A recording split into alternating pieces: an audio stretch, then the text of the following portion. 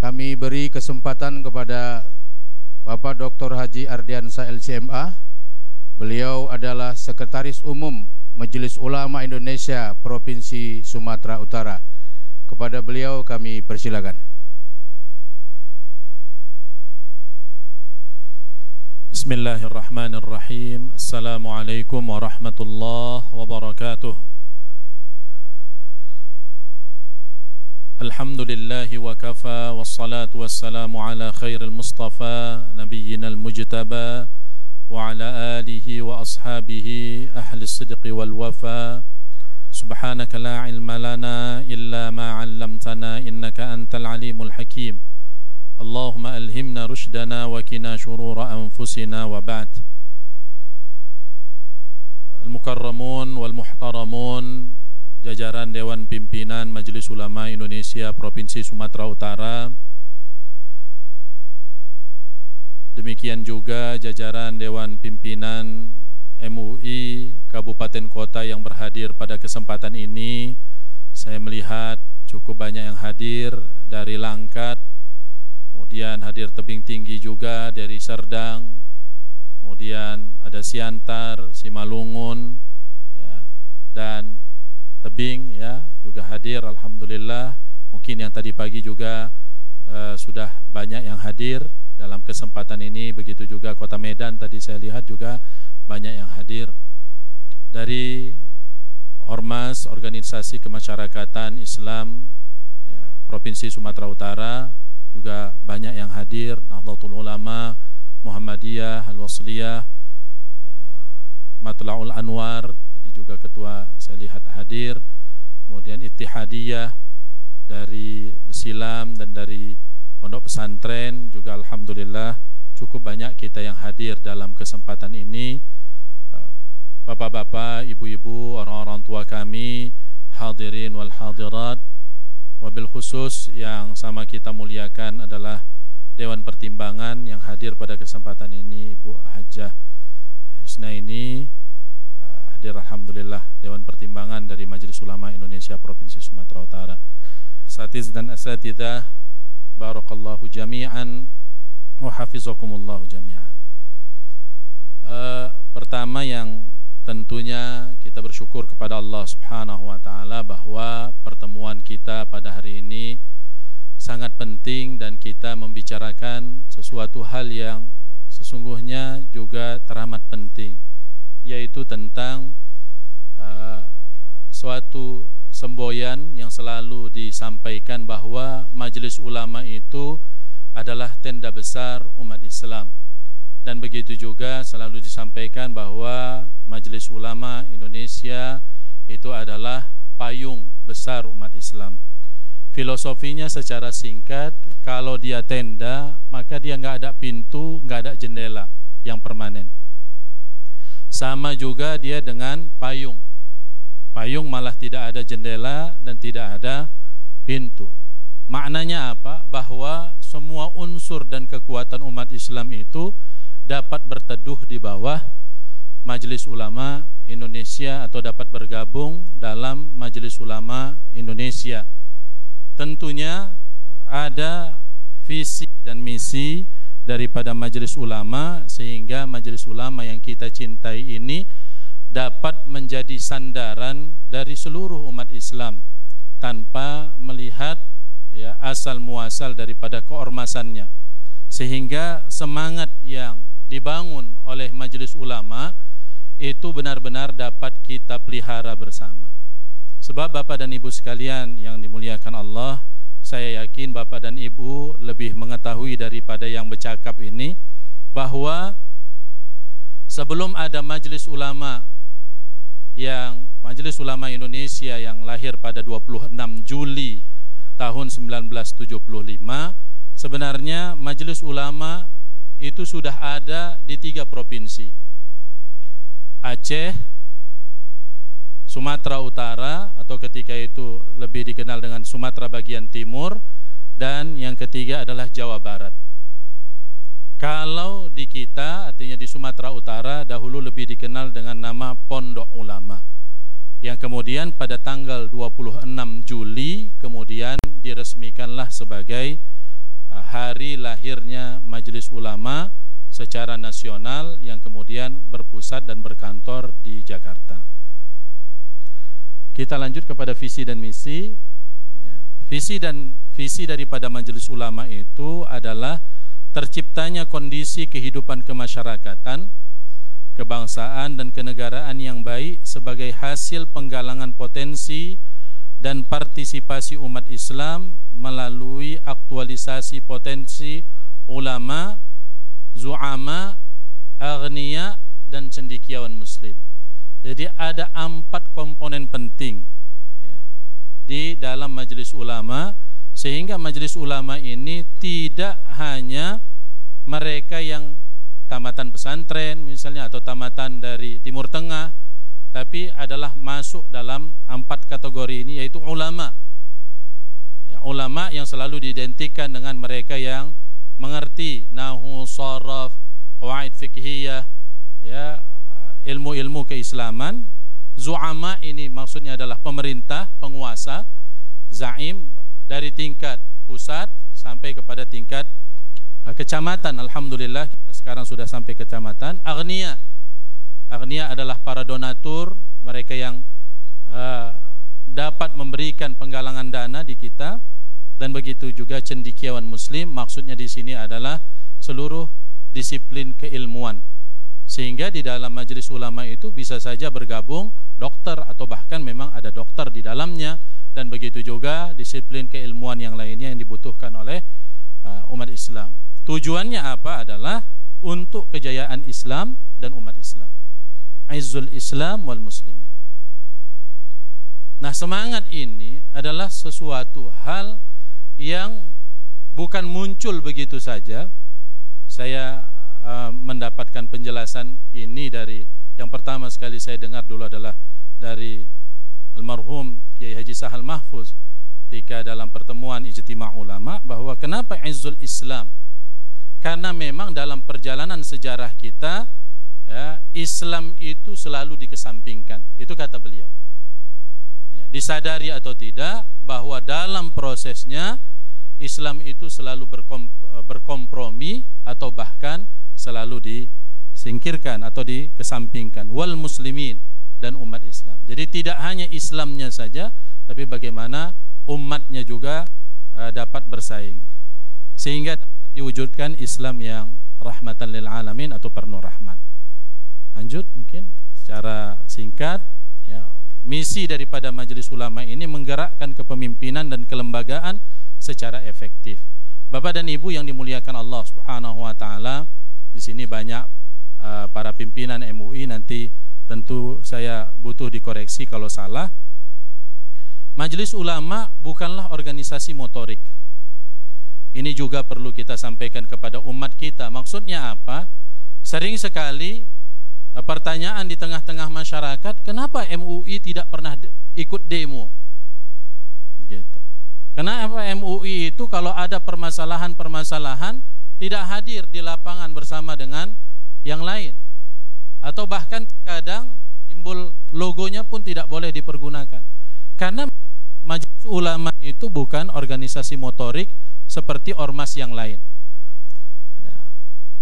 Kenapa demikian? Karena Majelis Ulama itu tidak mewakili daripada salah satu dari ormas. Dia adalah wakil daripada seluruh umat Islam. Sehingga kalau nanti naik logonya, itu seakan-akan dia akan menyaingi yang lain-lain pula. Padahal Majelis Ulama itu tidak punya kartu keanggotaan.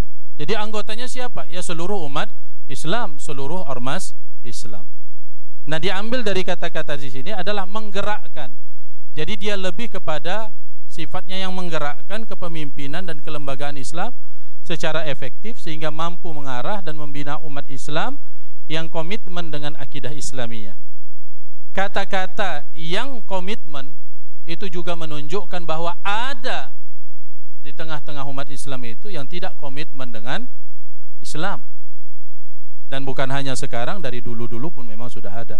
Menjalankan syariat Islam, syariah Islamiyah, dan menjadikan ulama sebagai panutan dalam mengemban akhlakul karimah. Nah, ada satu sibghah dalam majelis ulama yang itu tidak dapat ditawar. Artinya mungkin dia boleh jadi orang yang tidak terkenal, mungkin boleh jadi dia bukan tokoh sentral di tengah masyarakatnya, mungkin dia bukan dulu orang ketika belajar yang mutafawwik, yang memiliki derajat kelulusan yang tinggi, tapi dia wajib memiliki akhlakul karimah. Ketika akhlak itu hilang, gugur dari dirinya, maka dapat dikatakan gugur pula lah ya sesungguhnya ya, identitas organisasi keulamaan itu pada dirinya. Makanya dalam hal ini kita tidak bisa memberikan toleransi atau tarik ulur ya dalam hal masalah akhlakul karimah ini. Nah, justru karena itu MUI Sumatera Utara dalam beberapa permasalahan di daerah itu tidak membackup atau tidak memberikan katakanlah semacam support sama sekali kalau sudah berkaitan dengan permasalahan akhlak. Yang terakhir adalah kasus yang terjadi di Tanjung Balai kemarin yang dilakukan oleh salah seorang pengurus MUI kecamatan di Tanjung Balai. Nah, karena apa? Karena sudah memang merusak daripada akhlak ulama itu. Siboghah kita, identitas kita yang tidak boleh hilang dari diri kita ini adalah berkaitan dengan akhlakul karimah agar terwujud masyarakat yang khairul ummah. Bagaimana kata Buya Hamka, kalau dia menerangi sementara dia sendiri tidak mampu memberikan cahaya. Jadi bagaimana dia akan membersihkan kalau dirinya sendiri pun tidak dapat menjadi contoh daripada kebersihan atau keulamaan itu. Nah, kemudian ada peran daripada majelis ulama, Bapak dan Ibu sekalian, yang semua kita, baik itu sebagai dewan pimpinan atau di komisi atau anggota dari komisi atau perwakilan dari ormas-ormas, maka tugas-tugas dan peran atau fungsi kita ini menjadi tugas kita bersama. Artinya bukan hanya tugas daripada jajaran dewan pimpinan harian saja, atau ini hanya kewajiban daripada dewan pertimbangan saja, tapi ini adalah kewajiban kita secara keseluruhan, karena sekali lagi keanggotaan daripada majelis ulama itu adalah seluruh umat Islam dan ormas-ormas Islam. Yang pertama adalah sebagai pewaris tugas para nabi, warasatul anbiya. Tentunya dari hadis Rasul sallallahu alaihi wasallam yang telah sama kita hafal, al ulama warasatul anbiya. Para ulama, mereka yang berilmu itu adalah pewaris, penerus daripada kenabian.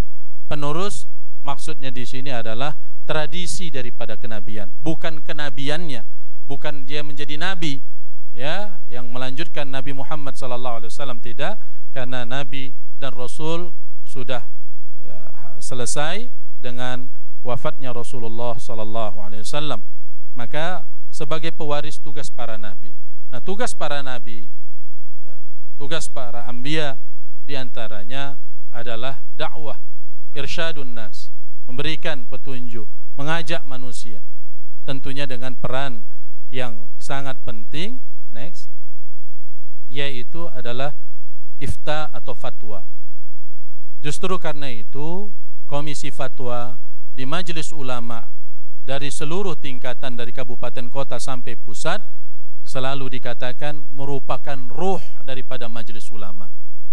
Nah, oleh karena itu dalam kesempatan ini juga kami menghimbau dari MUI Sumatera Utara kepada kita semua dari kabupaten kota, ya, komisi fatwa itu wajib memiliki peran. Agar dia berperan, maka dia wajib bertemu dan ada agenda pertemuan yang harus dibuat ya. Karena apa? Karena fatwa itu bisa diminta ataupun sifatnya responsif terhadap keadaan. Jadi ditanya atau tidak ditanya, bahkan boleh berinisiatif sendiri memberikan pandangan keagamaan atau fatwa kepada umat kita. Dan fatwa ini milik kita, artinya milik majelis ulama. Tidak ada yang dapat ya, mengambil hak ini dari majelis ulama. Artinya kalau negara dia punya dari undang-undang, peraturan pemerintah, peraturan sampai kepada perwal dan sebagainya, tapi mereka tidak punya fatwa. Yang punya fatwa itu adalah ormas Islam yang terhimpun di dalam majelis ulama. Justru karena itulah ya, komisi fatwa atau bidang fatwa ini sangat penting, dan tidak tertutup kemungkinan ke depan kita juga akan meniru struktur daripada MUI pusat. Bagaimana itu? MUI pusat itu dia agak berlapis, Pak. Jadi yang pertama di atasnya itu ada bidang namanya, bidang fatwa, dan ada ketua bidang dan sekretaris. Baru nanti di bawahnya ada ketua komisi, wakil ketua komisi, ada sekretaris dan ada wakil sekretaris. Jadi jajarannya itu berlapis. Ketika ingin memutuskan fatwa, maka tidak bisa hanya komisi saja yang bersidang untuk memutuskannya, harus melibatkan seluruh bidang fatwa. Nah, kalau kita di MUI Sumatera Utara masih komisi sifatnya, masih satu lapis, belum sampai kepada lapisan yang lebih, karena kalau di MUI pusat itu tentu permasalahan-permasalahan yang dibahas itu sifatnya lebih luas, ya bahkan mungkin internasional. Kenapa? Karena fatwa ini adalah ruh daripada majelis ulama. Nah, kemudian yang ketiga adalah riayah wa khadimul ummah. Ini selalu disampaikan oleh Ketua Umum MUI Pusat, Pak Profesor Dr. Kiai Haji Ma'ruf Amin, bahwa kita ini adalah khadimul ummah. Kita ini pelayan daripada umat. Pelayan dalam artian dalam bidang keagamaan. Kita wajib untuk memberikan pandangan-pandangan keagamaan kita. Justru karena itu kenapa banyak juga yang menanya, baik itu menanya langsung ke saya atau saya juga mendapatkan informasi dari pusat atau kita semuanya mengetahui atau ditanya, kenapa majelis ulama sekarang berbicara tentang penolakan terhadap HIP, ya, kemudian penolakan kepada undang-undang Ciptaker. Kenapa kok berbicara tentang itu? Karena tidak terlepas daripada tanggung jawab keumatan kita. Karena di dalamnya ada permasalahan-permasalahan keagamaan juga. Ya, justru karena itu ketika ada irisannya dan ada titik singgungnya dengan agama, maka disinilah peran daripada majelis ulama menjadi khadimul ummah, ya. Dan kemudian shadiqul hukumah, bermitra dengan pemerintah. Majelis ulama bukan oposisi pemerintah, mohon maaf. Ini harus kita camkan, bahwa MUI itu bukan oposisinya pemerintah. Karena kita bukan partai politik dan kita tidak berseberangan dengan pemerintah. Jadi kita sebagai apa? Shadiqul hukumah, mitra daripada pemerintah. Ya, mungkin kalau ada yang perlu dikoreksi, kita berikan masukan dengan mau'izah hasanah, dengan cara-cara yang terbaik, dan inilah yang kemudian kita pahami dengan tugas dan peran daripada majelis ulama, yaitu sebagai pembimbing, riayah wa khadimul ummah. Nah, selanjutnya sebagai gerakan islah wa tajdid, ya, pembaharuan. Majelis ulama berperan sebagai pelopor gerakan pembaharuan pemikiran Islam. Nah, justru karena itu Bapak dan Ibu yang dimuliakan Allah, mungkin muncul pertanyaan, kenapa pendapat majelis ulama misalnya tidak mencerminkan Syafi'iyah tulen misalnya. Dalam hal-hal tertentu tidak mengambil pendapat Imam Syafi'i, padahal Imam Syafi'i berpendapat seperti ini misalnya. Karena kita dalam fatwa-fatwa akidah dan khususnya muamalah ghaira maliyah itu mengambil pendapat yang arjahul aqwal. Jadi dalam masalah akidah kita mengambil Ahlus Sunnah wal Jamaah. Dalam masalah fikih, ya, yang ghaira muamalah maliyah, kita mengambil arjahul aqwal dari al-a'immah al-mu'tabarah. Ya, ada 4 madzhabul fiqhiyah yang tadi pagi mungkin sudah dijelaskan, dan yang diambil adalah arjahul aqwal, pendapat yang paling rajih, yang dianggap paling rajih, atau yang paling besar kecenderungan ulama ke situ.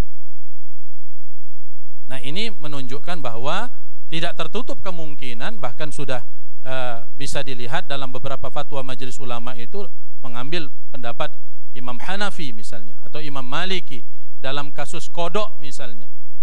Dahulu masih ingat, gara-gara kasus kodok itu MUI dianggap sebagai stempel daripada pemerintahan Pak Harto ketika itu, atau rezim Soeharto. Ya, ketika itu ketua umumnya Kiai Haji Hasan Basri.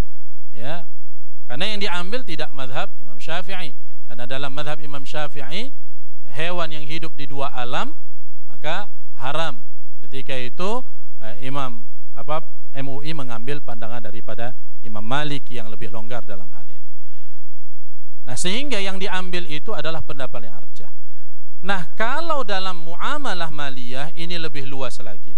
Dalam muamalah maliyah, majelis ulama itu mengambil pendapat yang aslah, yang paling aslah, yang paling bersesuaian dengan kekinian kita. Selama la yuharrimu halalan wa la yuhallilu haraman. Selama tidak menghalalkan yang haram atau mengharamkan yang halal. Dalam masalah fikih muamalah maliyah memang terjadi khilafiyah furu'iyah yang sangat luas dalam permasalahan itu, seperti perkembangannya juga sangat cepat. Jual beli online, ya, apakah ini bisa diambil sebagai bai'us salam, ya, atau masuk ke dalam kategori bai' malam yamlik. Bagaimana pula pendapatnya bahwa kalau dalam jual beli itu harus fi majlisin wahidin, harus dalam satu majlis, harus dilihat barangnya. Kan kalau dalam mazhab Syafi'i kan seperti itu, harus diketahui kriterianya, ada barangnya, wujud barangnya dalam satu majlis kalau dalam mazhab Maliki.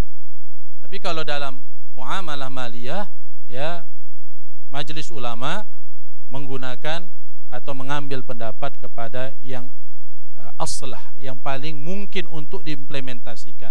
Karena ada juga pendapat itu sulit untuk diimplementasikan. Bukan tidak bisa, tapi sulit untuk diimplementasikan. Dan mungkin ke depan kita tidak akan berbelanja lagi ke pajak atau ke pasar, mungkin kita akan belanja secara online, di mana yang ada cuma fotonya saja. Ya. Kalau dalam pandangan mazhab Imam Syafi'i ini, ada ketua komisi fatwa kita juga, Ustadz, mohon dikoreksi nanti, kalau jual beli seperti itu dalam mazhab Syafi'i tidak sah, karena barangnya belum ada, ainnya belum ada. Kemudian sebagai penggerak atau penegak amar ma'ruf nahi mungkar, ini yang juga selalu menjadi dilema di tengah-tengah majelis ulama, ya, bagaimana menegakkan amar ma'ruf nahi mungkar. Kadang-kadang mungkar bagi kita, bagi dalam kenyataannya juga belum seperti itu, sehingga sering sekali juga semangat kita dari majelis ulama ini untuk kemudian memperbaiki umat ini perlulah kebersamaan. Nah, justru karena itulah ada upaya-upaya yang sudah kita lakukan, mobil khusus di MUI. Dan karena kita ini pengurus, semuanya kita ini adalah pengurus, baik di tingkat kabupaten kota ataupun di tingkat provinsi. Kalau menyebut Majelis Ulama Indonesia itu hendaknya sebaiknya menyebutnya MUI, bukan MUI. Nah, jadi kalau kita pengurus ini janganlah nyebutnya MUI, karena MUI itu pakai, kalau bahasa Lombok itu artinya maaf, cirit artinya. Itu MUI. Nah, jadi sebaiknya kita pergunakan kata MUI. Itu saya dapatkan penjelasannya dari Pak Kiai.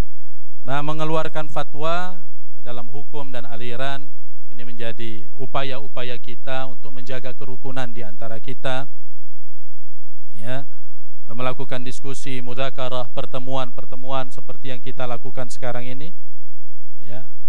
Ini juga sudah kita lakukan, alhamdulillah.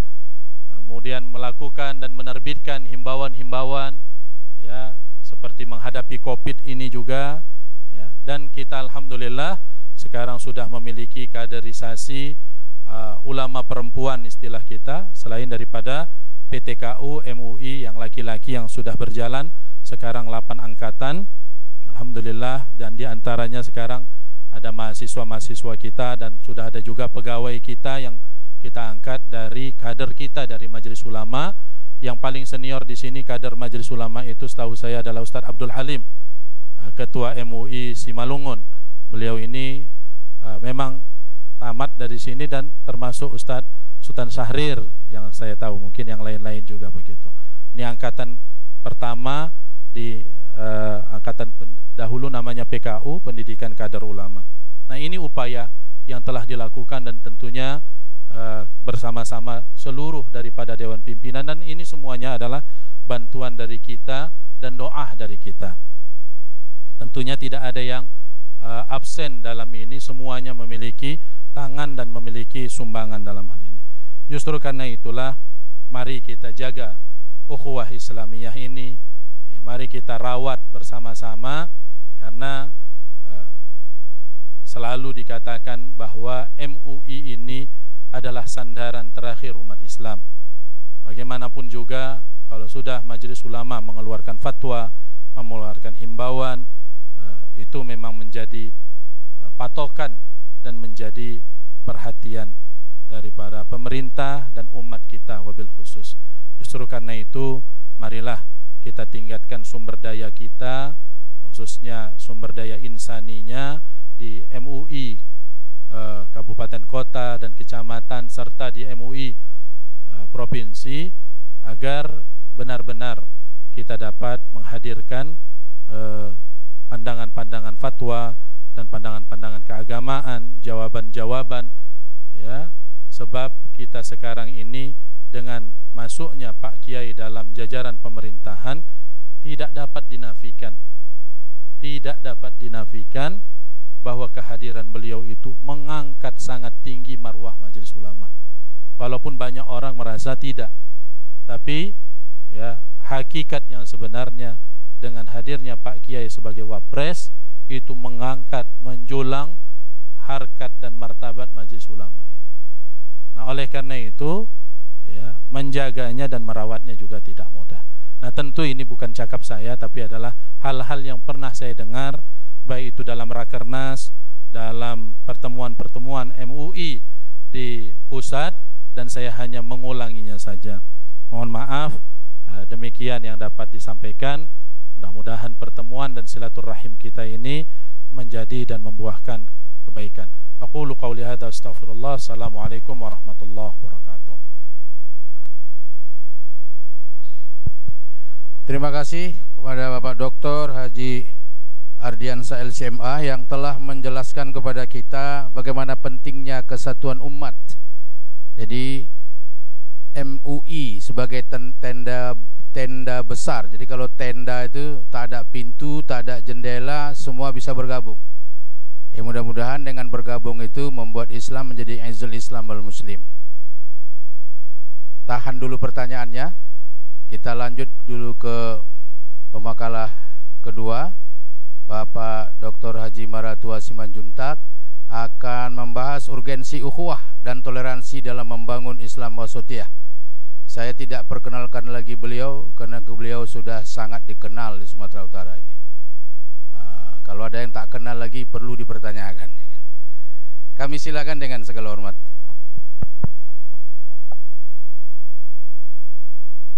Assalamualaikum warahmatullahi wabarakatuh.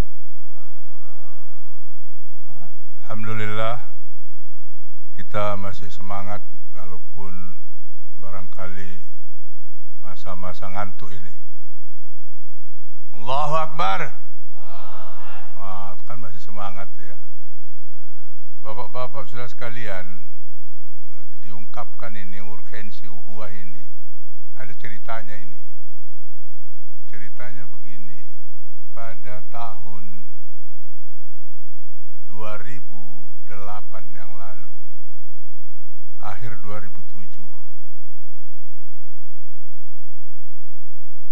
itu ada usaha umat Islam di Sumatera Utara untuk menyatukan calon gubernur. Jangan banyak kali, waktu itu 4 kalau saya nggak salah. Jadi di sini di Majelis Ulama ini pemimpin-pemimpin, tokoh-tokoh partai-partai Islam dan partai yang perjuangannya mengarah kepada Islam.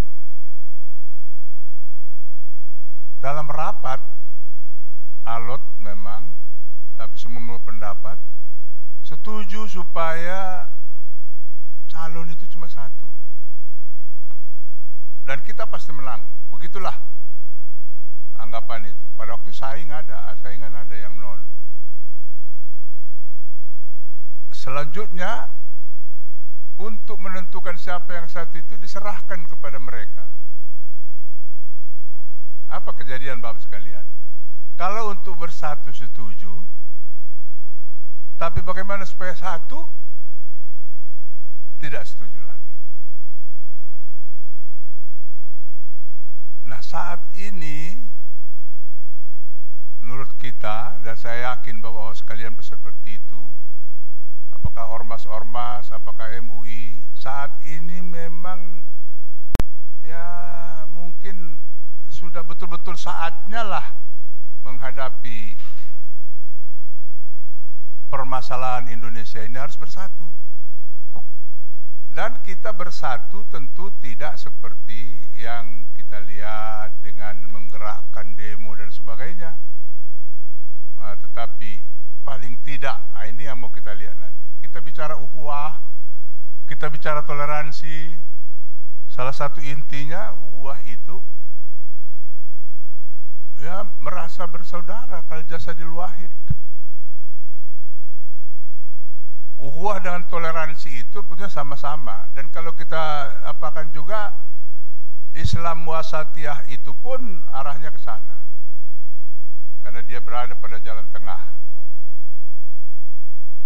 Makanya kita akan merekomendasikan nanti ini bukan silaturahim yang terakhir. Bukan. Boleh saja kita sebutkan ini awal daripada pertemuan-pertemuan berikutnya. Dan seperti kita harapkan sehingga betul-betul bisa. Tadi saya senang sekali dalam pertanyaan sudah mulai muncul permasalahan yang dihadapi antar mazhab itu sendiri. Baik Bapak sekalian, itulah urgensinya. Sayangnya karena pandemi COVID-19 nggak bisa diperluas apa ini. Sebetulnya konsep semula dari panitia ini paling tidak 2 hari, Pak Asnan, 2 hari, dan tempatnya pun di hotel, paling tidak di hotel asrama haji, sehingga bisa apa? Ya mungkin Pak Sekretaris Umum kita catatlah ini. Dan kita belum puas Bapak sekalian, belum puas. Artinya waktu tadi pun terdesak, bertanya pun tidak sempat, sehingga ukhuwahnya itu Pak Tan Sahril nggak terlaksanakan dengan baik. Karena ukhuwah itu kadang-kadang bisa juga mengeritik, kan begitu Pak, kalau sebetulnya. Baik. Nah karena itu saya yakin saudara-saudara yang di hadapan saya, Bapak Ibu sekalian ini, tanpa ya istilah Pak Asnan tadi, semua yang terhormat dan yang mulia yang hadir ini, itu singkat betul itu yang saya hormati. Kita paham semua kalau sudah bicara ukhuwah, innamal mu'minuna ikhwatun, itu udah jelas. Cuma mungkin yang perlu sama-sama kita pahamkan, kenapa ya ayat itu innamal mu'minuna ikhwatun faslihu. Nah, seolah-olah ayat itu sudah menggambarkan kepada kita akan terjadi perbedaan pendapat, apalagi ditautkan dengan hadis Rasul 72 kelompok itu. Nah makanya sudah Pak Aslihu, damaikan. Dan tugas ini rupanya harus mudawamah, harus terus menerus. Nah ukhuwah itu adalah persaudaraan secara umum. Ada hubungan, apakah dia hubungan kekeluargaan, apakah dia hubungan sama-sama tempat kelahiran, apakah dia hubungan ya sepasu, hubungan sesusuan. Lebih dari itu juga hubungan agama. Maka ada 3 yang selalu kita kenal, ada ukhuwah Islamiyah, ada ukhuwah watoniyah, ada ukhuwah insaniyah atau ukhuwah basyariyah. Saya membaca memang memahamkan ukhuwah Islamiyah ini, ada yang memahamkan ukhuwah yang didasarkan kepada ajaran Islam. Berarti itu satu macam pengertian. Ada pengertian yang lain, ukhuwah antara sesama umat Islam yang seakidah, ya. Seakidah dialah satu yang disebutkan dengan ukhuwah Islamiyah. Kedua-duanya itu bisa kita pakai. Pemahamannya itu bahwa kalau kita bersaudara, berkomunikasi dengan non-muslim, karena kita lakukan berdasarkan sistem ajaran Islam bahwa bersaudara, berkasih sayang, tolong menolong adalah sesama manusia, maka itu bisa dipahamkan ukhuwah Islamiyah seperti itu. Nah, tetapi kalaupun kita pahamkan lebih sempit, ya untuk lebih memelihara komunitas kita, saya katakan ukhuwah Islamiyah itu memang sesama umat Islam. Nah, dalam surah Al-Baqarah itu kita ketahui bahwa orang-orang yang mukmin itu tadi bersaudara. Sedangkan surah lebih lanjut 11-12 sifat-sifat yang bisa merusak persaudaraan. Nah, kita teruskan karena waktunya tadi, kita bicara toleransi, ya. Lanjut ya, toleransi. Toleransi selalu kita pahamkan atau masyarakat memahami seolah-olah toleransi itu antar agama. Nah, antar agama Islam dengan Kristen ada toleransi. Tapi kalau kita lihat bahwa toleransi itu bersikap atau bersifat menenggang, menghargai, membiarkan, membolehkan pendirian atau pendapat orang lain berada yang bertentangan dengan pendirian sendiri, itu di KBBI berarti tidak hanya antar agama, sesama kita, sesama umat Islam, toleransi yang bersaudara juga. Bersaudara, satu saudara dia satu keluarga ada 10 orang, ada toleransi di situ. Nah, di dalam bahasa Arab kita sebut selalu dengan tasamuh. Jadi ada toleransi beragama yang memang ada khusus selalu sampai ada forumnya, forum kerukunan umat beragama, toleransi. Tapi sebetulnya toleransi sekarang itu kita sedang bicarakan toleransi bermazhab.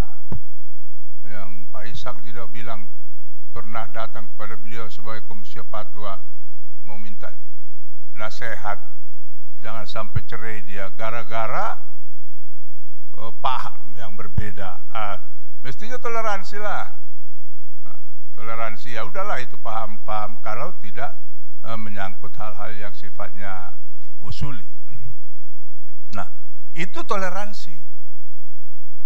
Nah, tadi juga sudah dicontohkan banyak dan sudah saya yakin banyak memahami bagaimana para imam-imam mazhab itu juga sejak dulu sudah bertoleransi. Ada 4 macam sikap toleransi. Ya. Lanjut ya. Yang pertama negatif. Isi ajaran dan penganutnya tidak dihargai. Asal sudah berbeda ajarannya, dia tidak menghargai ajaran itu dan orangnya pun dibencinya. Saya teringat waktu Menteri Agama Malik Fajar, saya masih aktif dulu, dia datang ke Medan, dia cerita di kampus ini. Waktu dia katanya berkunjung ke Madura, dia tanyalah sambil pidato dia, bapak-bapak, ibu-ibu, berapa persen orang Islam di sini? Ini beliau yang cerita ini, Pak Malik. Ada yang bilang kalau saya nggak lupa 80%. Yang lainnya agama apa? Muhammadiyah katanya. Karena memang di Madura itu kan ada NU. Coba itu Nah, itu sudah nggak betul kan?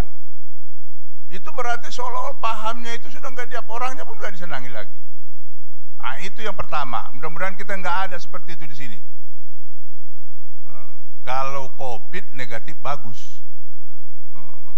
Untuk COVID lah yang cocok negatif.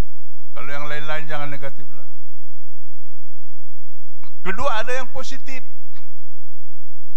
Isi ajaran ditolak, namun penganutnya diterima serta dihargai. Itu masih positif. Ya sama dengan kita juga, Bapak Saudara sekalian. Ya kita ajaran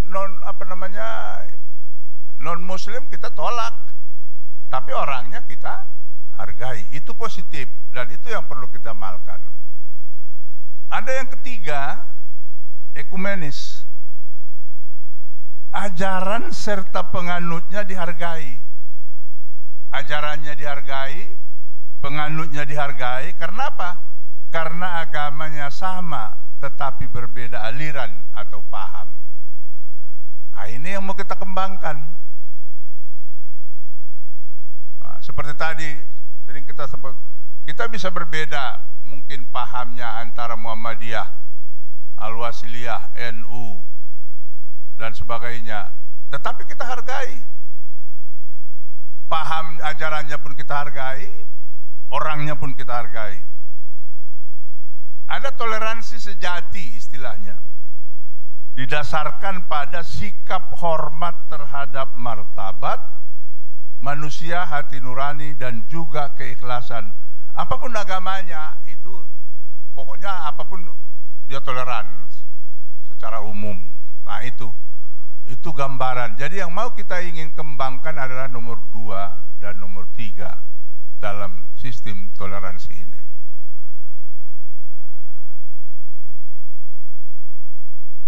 Kemudian manfaatnya ya sudah jelas, ciri-cirinya menghargai, menghormati, membiarkan orang lain menganut, menghargai pendapat orang lain, memberikan kebebasan dan sebagainya. Ya, sekarang kita singgung tentang Islam wasatiyah. Dan ini nanti saya sudah minta tadi Pak Profesor Sahrin akan kita minta pendapat beliau, karena beliau pernah membicarakan ini, menseminarkan Islam wasatiyah di UIN ya Pak ya. Pada prinsipnya kita semua paham bahwa Islam wasatiyah itu adalah Islam yang selalu mencari jalan tengah.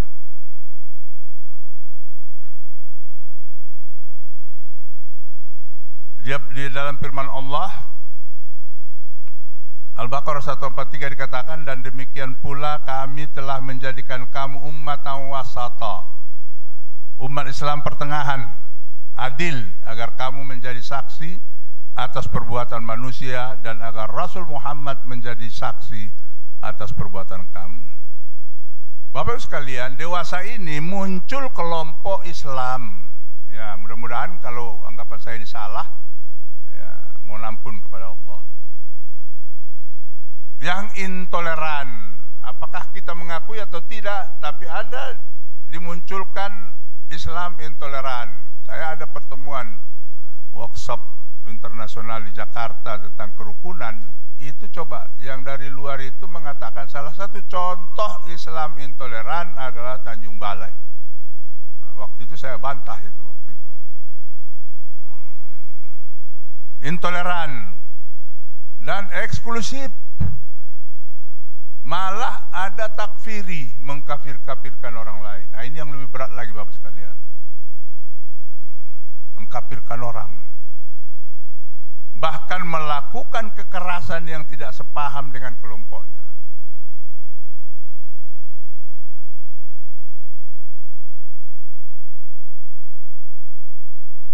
Menurut Hasyim Muzadi, saya sengaja mengambil ini karena saya lihat diantaranya mengarah pada jalan tengahnya, itu tengah-tengah. Wasatiyah adalah keseimbangan antara keyakinan yang kokoh dengan toleransi. Itu menurut beliau. Maka syarat untuk mensosialisasikan sikap wasatiyah yang baik memerlukan akidah dan toleransi. Sedangkan untuk dapat merealisasikan akidah dan toleransi yang baik memerlukan sikap wasatiyah. Jadi apa namanya, mutar-mutar di situ. Kalau orang sudah ukhuwah dan toleransi, maka dia akan menjadi mengamalkan Islam wasatiyah itu. Maka Islam wasatiyah dapat dipadukan bahwa keseimbangan antara keyakinan yang kokoh dengan toleransi. Di dalamnya terdapat nilai-nilai Islam yang dibangun atas dasar pola pikir yang lurus dan pertengahan serta tidak berlebihan. Keseimbangan dalam mensinergikan antara dimensi spiritualitas dengan material, individualistis dengan kolektivitas, konsistensi dengan perubahan, dan meletakkan amal dalam prinsip-prinsip keseimbangan. Ada 10, ya ini sudah sering juga dibahas, dibahas. Ada 10 karakteristik yang diungkapkan. Namun saya kira itu nanti bisa dibaca saja. Simbol karakteristik pengamalan dalam wasatiyah, simbol karakteristik yang 10 tadi, apakah dia dimulai dengan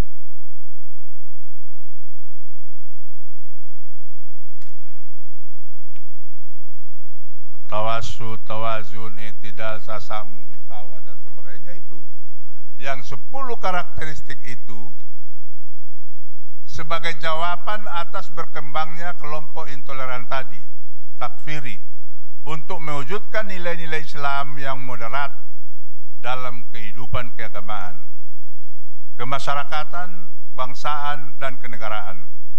Sikap moderat adalah bentuk manifestasi ajaran Islam sebagai rahmatan lil alamin, rahmat bagi sekalian alam.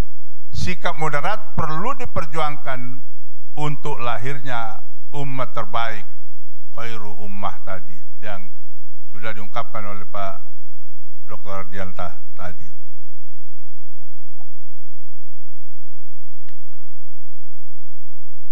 Prinsip ukhuwah, baik ukhuwah Islamiyah, ukhuwah watoniyah, dan ukhuwah insaniyah, berujung kepada persaudaraan, perdamaian, termasuk kerukunan antar umat beragama, seperti firman Allah, dan janganlah kamu memaki sembahan yang mereka sembah selain Allah, karena mereka nanti akan memaki Allah dengan melampaui batas tanpa dasar pengetahuan. Demikianlah kami jadikan setiap umat menganggap baik pekerjaan mereka.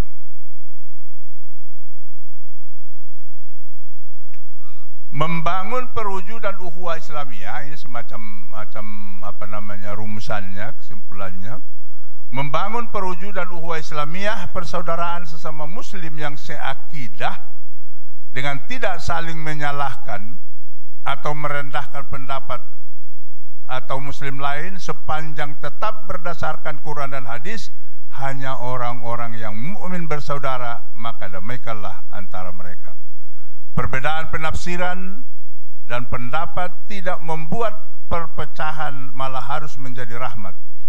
Kalau antar agama bisa rukun, maka antar beda pendapat dan mazhab haruslah rukun dan bersilaturahim. Mewujudkan ukhuwah dan toleransi dalam kehidupan beragama, berbangsa, berarti terwujudnya pengamalan Islam wasatiyah. Pengamalan 10 karakteristik Islam wasatiyah dalam kehidupan beragama, bangsa, dan bernegara, sekaligus telah melaksanakan ukhuwah Islamiyah, watoniyah, dan insaniyah, dengan menghormati dan menghargai kesetaraan serta menenggang perasaan orang lain dalam mengamalkan keyakinannya adalah pelaksanaan toleransi. Saya kira ini Bapak sekalian sekedar bahan kita, dan mudah-mudahan dalam diskusi lebih lanjut nanti akan lebih terarah lagi. Terima kasih, mohon maaf. Billahi taufiq wal hidayah. Assalamualaikum warahmatullahi wabarakatuh. Waalaikumsalam. Allahu Akbar. Allahu Akbar. Terima kasih kepada Bapak Dr. Haji Maratua Simanjuntak telah menyampaikan betapa pentingnya ukhuwah dalam menegakkan Islam wasatiyah. Perlu dicatat, ada saya dengar bahwa tidak sama Islam wasatiyah dengan moderasi beragama. Ini perlu juga didudukkan, karena katanya moderasi beragama itu berbasis rasional, sedangkan wasatiyah berbasis kewahyuan. Apa benar atau tidak? Kita catat dulu. Kita undang dulu kontributor kita utama, Abang Da Profesor Dr. Syahrin Narahab, untuk ke meja narasumber, Bang, untuk menyampaikan beberapa poin penting dalam rangka membangun ukhuwah persaudaraan lintas segala lintas, baik lintas fikih, lintas tasawuf, lintas tarekat, lintas teologi, karena memang beliau pakarnya untuk itu. Sekira tadi dua narasumber ini sudah korupsi juga, jadi ngambil waktu 20 jadi 30, yang kedua 20 jadi 25, waktu kita ada 35 menit lagi. Jadi kita lebih kurang 10 menit untuk Abang Da Profesor Dr. Syahrin. Mampir, silakan Bang. Terima kasih. Bismillahirrahmanirrahim. Assalamualaikum warahmatullahi wabarakatuh. Bapak-bapak para Wakil Ketua Umum Majelis Ulama Indonesia Provinsi Sumatera Utara beserta Bapak-bapak pimpinan, Dewan Pimpinan serta Ibu, Bapak pimpinan MUI beserta seluruh rombongan yang hadir dari berbagai daerah, para ulama, ustazah, hadirin wal hadirat yang dimuliakan Allah. Sebenarnya tadi saya sudah merasa cukup penjelasan dari narasumber kita, tapi kalau saya bilang nggak usah lah saya naik, takut pula saya marah Pak Maratua. Jadi mungkin saya upayakan dalam waktu yang singkat, semoga tidak sampai 10 menit. Begini,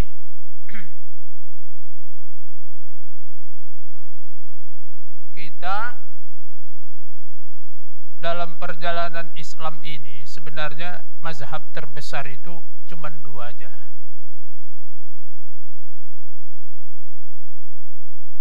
yaitu Ahlus Sunnah dan Syiah. Kalau yang lain-lain itu dibilang berbeda pun hampir tidak berbedanya, apalagi Muhammadiyah wal Wasliyah. Saya pernah ketemu dengan almarhum Gus Dur ketika menjadi presiden, tengah malam jam 12, dia bilang sama saya begini, dilebur aja lah ini ormas-ormas ini, mau berbeda pun gak ada bedanya katanya. Jadi kalau Ahlus Sunnah itu hampir tak ada bedanya itu, cuman pikiran kita aja yang berbeda, bukan ajarannya yang berbeda kan. Itu saya kira prinsip pertama yang ingin saya sampaikan, dan hingga hari ini pernyataan Gus Dur itu masih terus tersimpan dalam pikiran saya. Bisa nggak disatukan ini menjadi Ahlus Sunnah wal Jamaah? Cukup kan? Cukup itu. Perbedaan ini, kalau nanti agak kasar saya bilang, egoisme kita aja. Begini Bapak Ibu sekalian ya,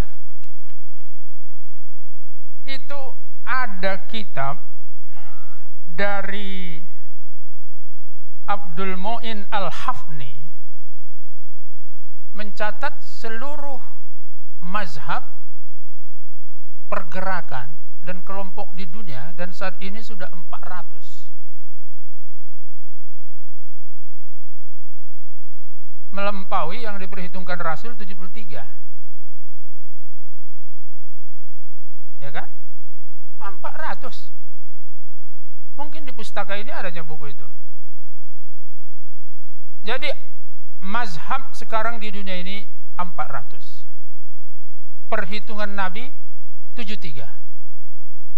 Yang kita kaji cuman NU, Muhammadiyah, Al-Wasliyah, Matla'ul Anwar dan lain-lain. Jadi kita memazhab-mazhabkan diri ya, sebenarnya itu bukan mazhab, ya kan? Sama dengan orang Asia Tenggara mau berbeda satu dengan yang lain. Padahal kalau kita ke Eropa, dipikir orang sama aja.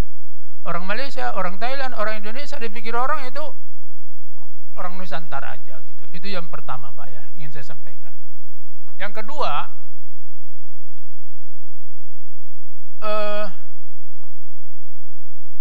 di bawah yang saya sebut tadi, sebenarnya ada 3 mazhab besar di bawah yang saya sebut tadi. Yaitu yang pertama, Ahlus Sunnah wal Jamaah. Yang kedua, Ahlul Adli wat Tauhid. Dan yang ketiga, Ahlul Ismah wal Adalah. Ahlus Sunnah wal Jamaah, kita ini semua yang menjunjung tinggi sunnah dan kesepakatan, kebersamaan.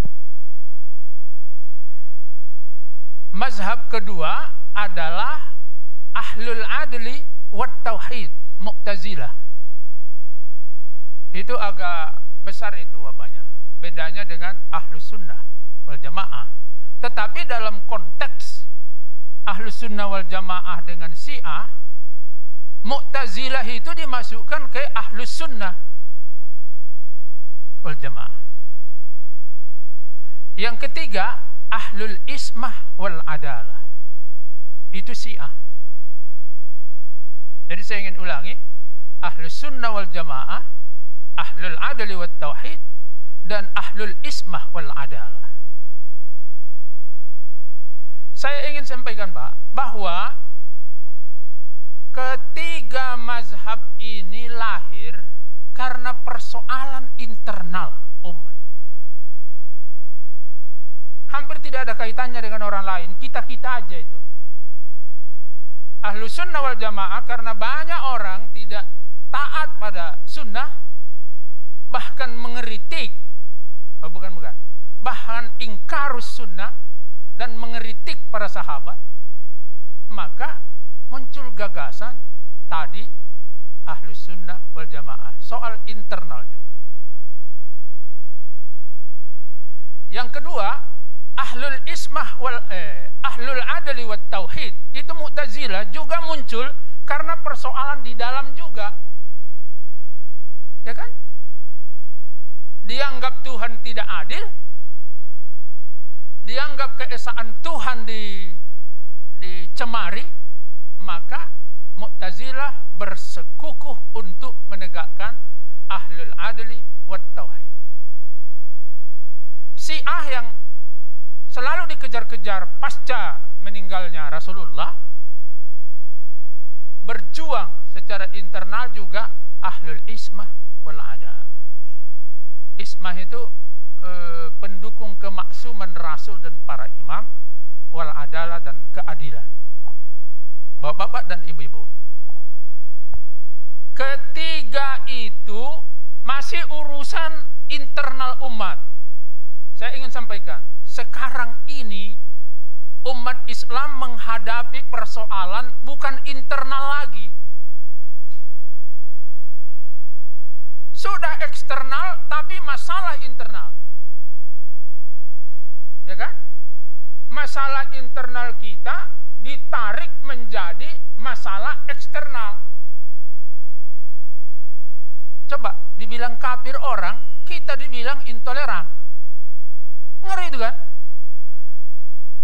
Jadi ini urusan internal tapi dicampuri eksternal. Bapak-bapak, begini. Sekarang ini sudah banyak buku muncul, bunyinya begini. Bisa nggak dunia ini tanpa Islam? World without Islam.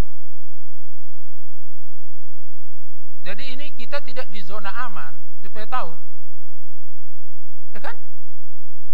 Jadi sudah banyak orang berpikir, bisa nggak dunia ini tanpa Islam? Kenapa?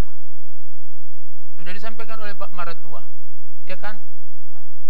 Sikap sebagian umat Islam itu mengusik dunia. Padahal itu urusan internal Islam. Coba,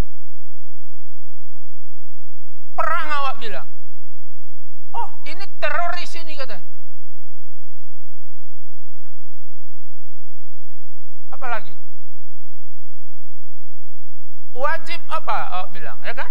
Wajib apa? Jilbab. Radikal ini kata. Padahal itu urusan-urusan nawa. Itu masalah kita, Pak. Memang dari pagi kita tadi disuguhi oleh informasi yang penting kali. Saya baru tahu kalau Pak Hayari ini hebat kali rupanya.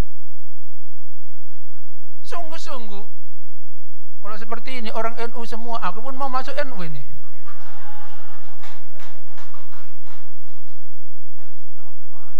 Iya makanya. Oke ya. Jadi gini. Saya Pak Ketua, Pak Wakil Ketua Umum, kepingin kali saya dilanjutkan diskusi ini dengan persoalan ini. Informasi dari tadi pagi itu udah paham lah kita itu. Tapi sekarang urusan kita adalah kita menjalankan ajaran agama kita dicampuri yang lain. Percaya enggak? Dihanguskan Islam ini kalau enggak hati-hati. Dilucuti kekuatannya. Maka sebenarnya saya siapkan makalah, tapi mungkin di suatu saat ini kita bicarakan ahlul wasatiyah wal marhamah dan peran masa depan Islam. Maka usul saya harus lahir mazhab baru yang saya sebut dengan mazhab ahlul wasatiyah wal marhamah. Dan itu lahir di Indonesia, kalau boleh saya sebut imamnya itu Ma'ruf Amin.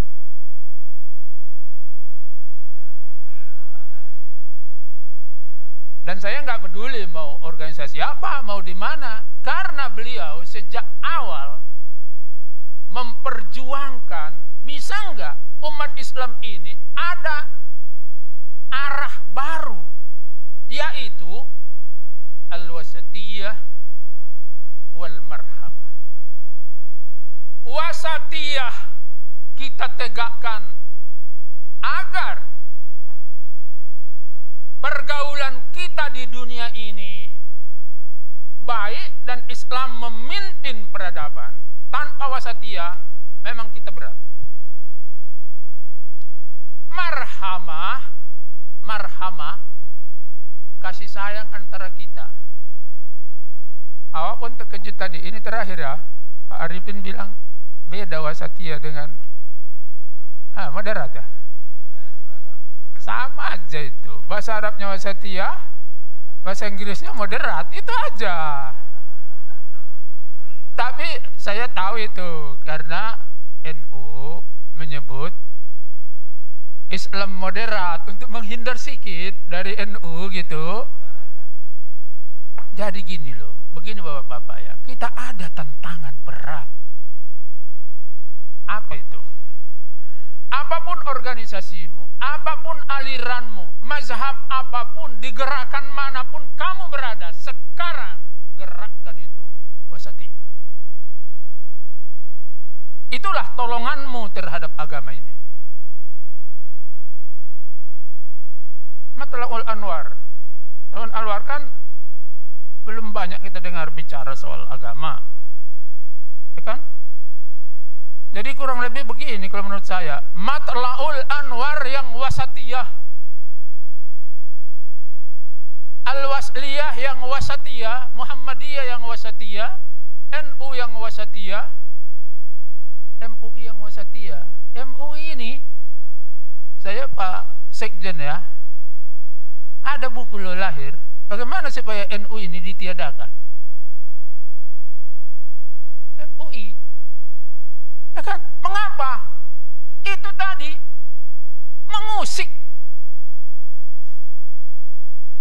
Tapi saya bersyukur setelah Pak Ma'ruf jadi wakil presiden, memang MUI ini agak moderat sedikit. Kalau sebelumnya radikal ini. Iya kan?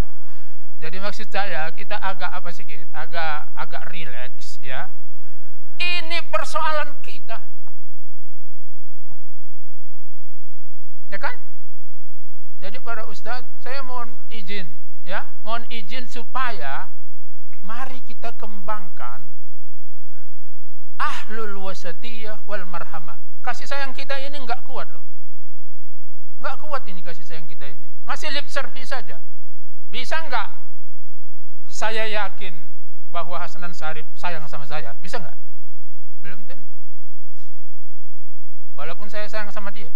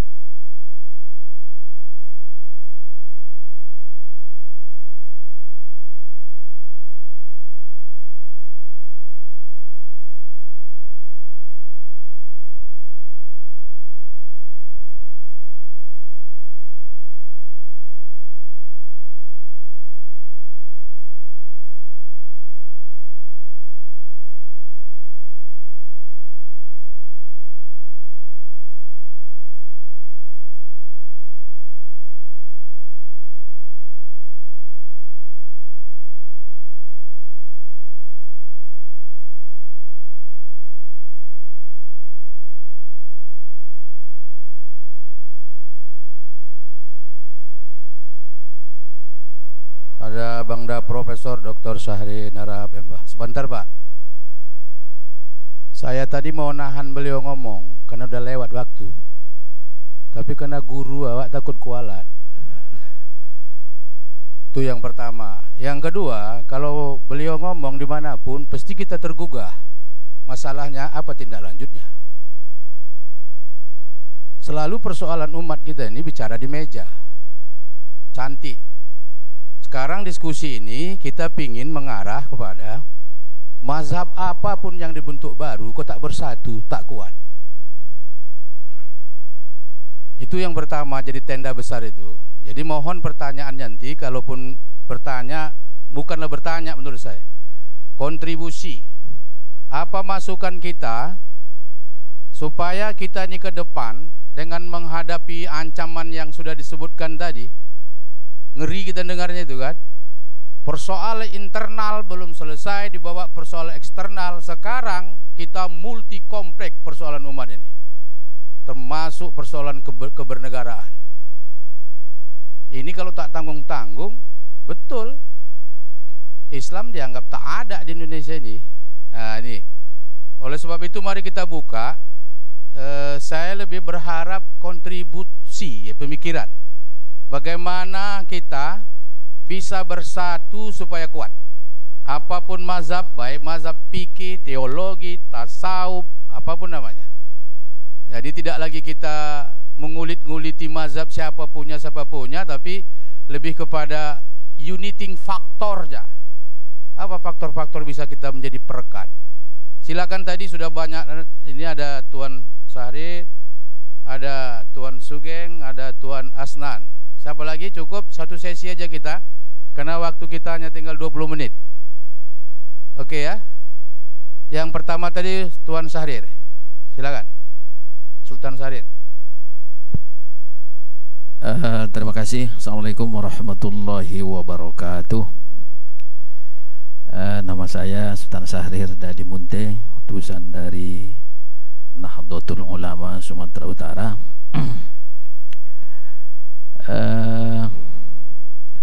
Ini kalau kontribusi atau pertanyaan mungkin Bapak lah nanti yang menyimaknya. Ini ada 3 hal yang ingin kami sampaikan.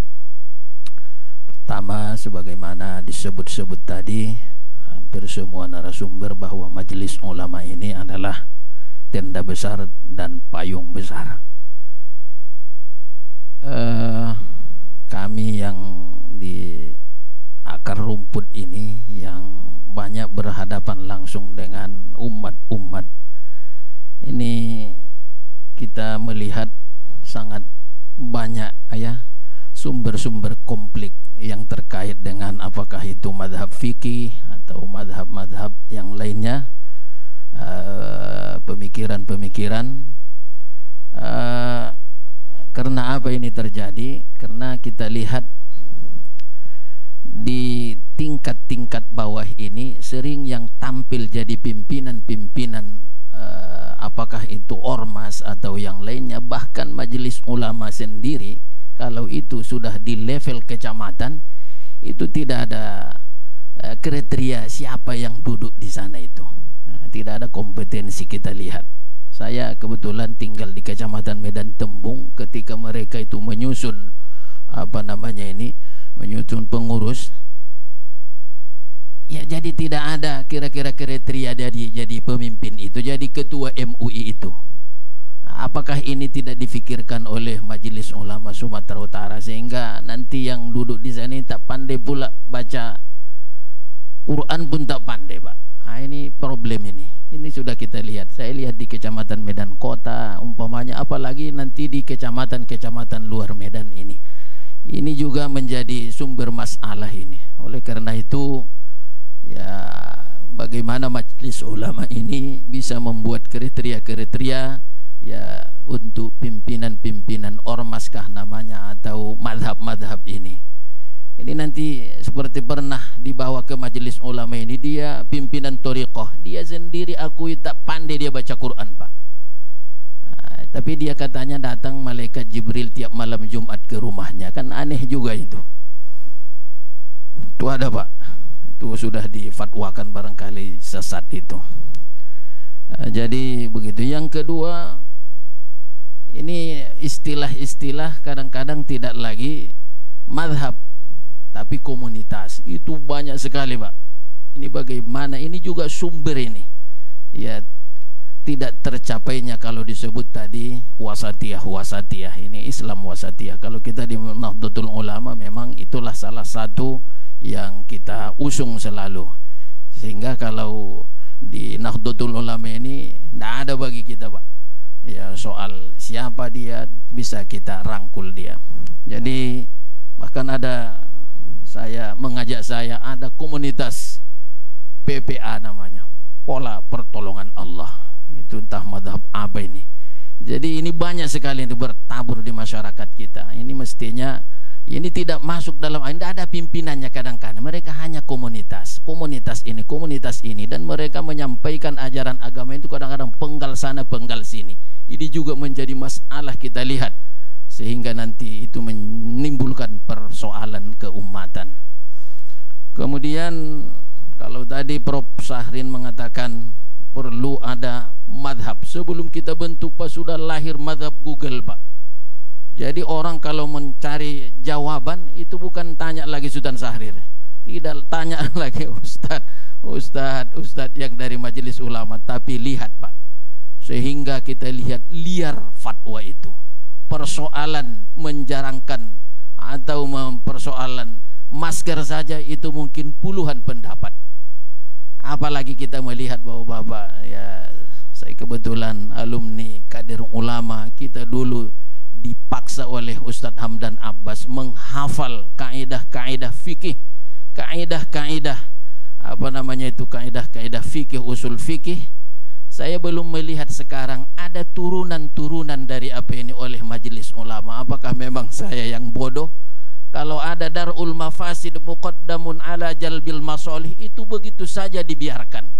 Padahal kalau saya lihat ada turunannya, itu seperti pasal-pasal ya undang-undang cilaka ini, Pak. Ada turunan-turunannya juga.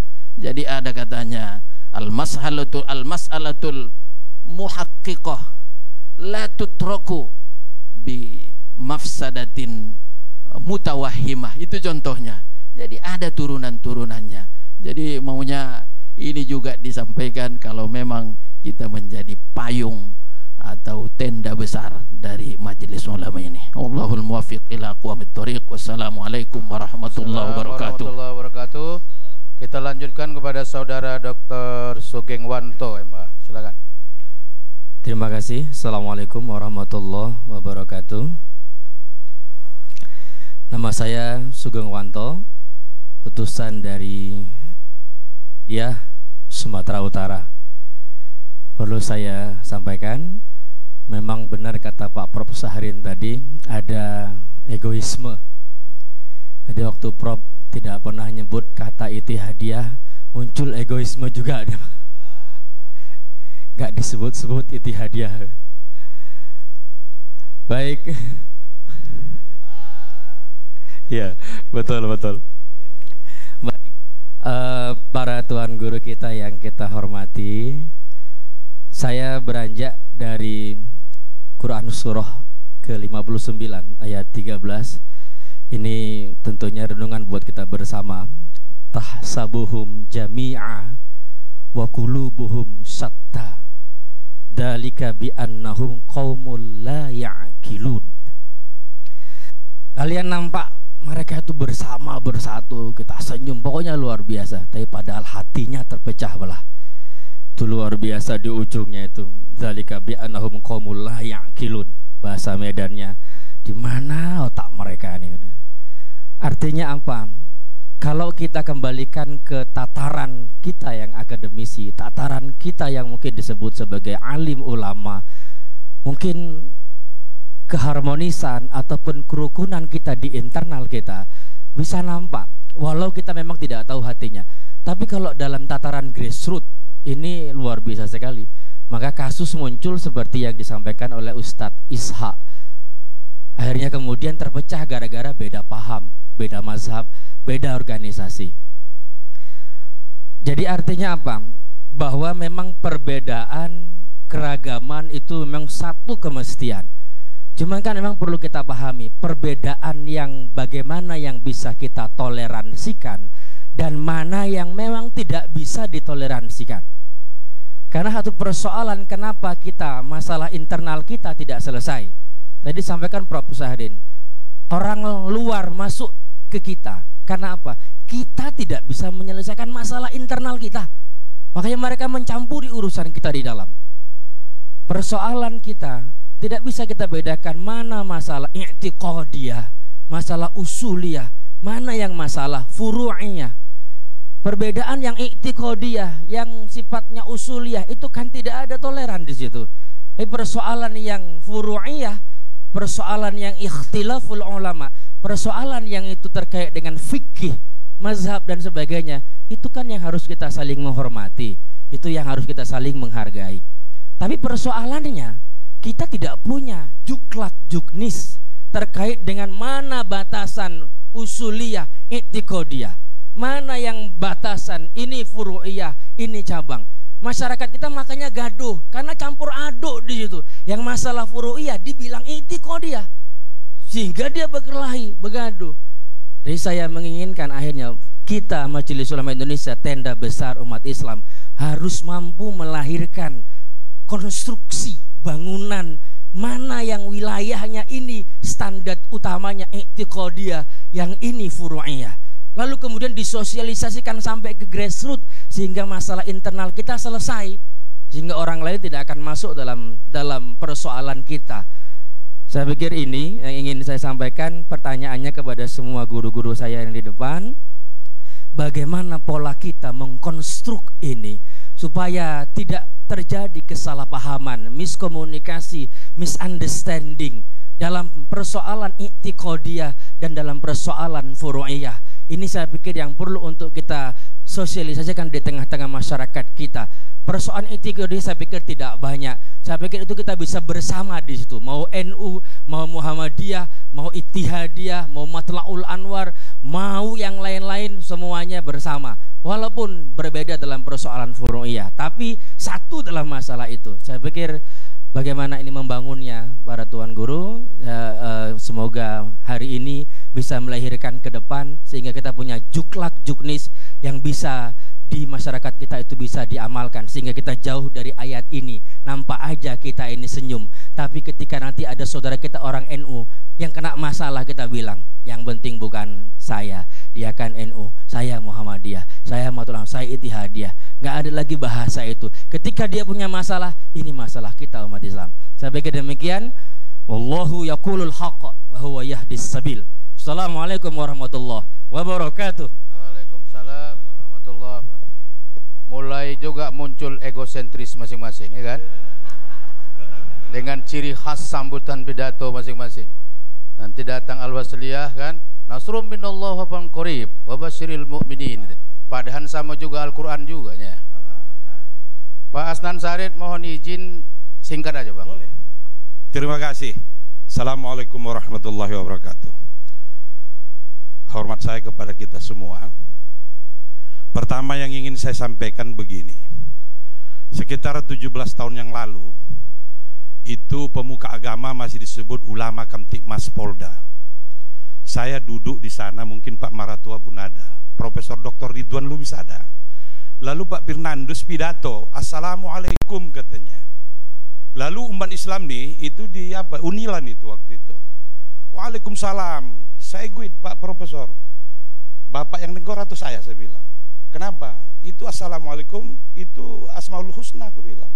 Salamul mu'minul muhaiminul azizul jabbar. Itu harus syahadat, kan begitu. Ya udah Ustaz saja, saya tegur langsung. Bukan berarti saya senang kali kalau Pak Firnandus ngomong begitu. Lebih baik Bapak duduk berdiri di apa saja. Artinya begini, saya sependapat apa yang disampaikan oleh abang anda saya, Dr. Haji Maratua, mengenai toleransi tadi itu. Maksud saya, kata-kata toleransi ini harus kita dudukkan dulu bersama. Jangan satu-satu, jangan satu-satu orang. Karena kalau saya nanti lain lagi, nanti saya menyebisikannya. Duduk kita, karena kalau saya lihat tadi begitu, nomor 1 sama nomor 4 bertabrakan itu. Dan merugikan kita. Kalau toleransi itu yang mau kita pakai nanti. Kan begitu. Satu lagi yang mau saya himbau kembali, kita di MUI ini juga tidak ada salahnya. Saya dulu dididik sama Sarwedi, almarhum, mertuanya SBY, tentang moral Pancasila ini, tentang keberagaman ini. Ada 7 hari saya di briefingnya, karena waktu itu saya sekretaris PPI Saudi Arabia. Saya lah ikut waktu itu untuk membuat jilbab di paspor. Maka saya waktu itu diambil, lalu dididik, dan alhamdulillah sepengetahuan saya banyak yang positif. Baru seirama ketika kita membicarakan hal-hal toleransi di luar kita. Tetapi kalau hanya satu sistem saja yang kita miliki tanpa ada ilmu-ilmu lain, saya rasa nanti baling dia, simpangan bakunya gak ketemu, gendang sama lagunya gak ketemu. Gendangnya gendang 9, lagu Melayu dia, mana ketemu. Kalau gendang 9 itu onang-onang. Itu saja kira-kira Pak Doktor. Karena dibilangkan singkat, saya membawahi dan setuju sependapat apa yang disampaikan Pak Dr. Marmatulah tadi. Tetapi setelah saya tegur itu Pak Firnandus, lebih baik nggak usah lagi bilang-bilang Assalamualaikum. Cukup saja salam sejahtera, karena itu salam milik kami, saya bilang. Oh ya, terima kasih Ustadz katanya. Itu kira-kira dari saya. Sekian. Hadanallah wa iyyakum ila siratal mustaqim. Assalamualaikum warahmatullahi wabarakatuh. Waalaikumsalam warahmatullahi. Jadi 4 ormas, 4 cirinya, ya kan? Tapi tetap satu, ya kan? Baik, kami sudah menduga para narasumber mencatat pertanyaan masing-masing ke arah masing-masing narasumber. Memanfaatkan waktu, kita beri masing-masing 5 menit untuk memberikan respon. Mulai dari Sekjen.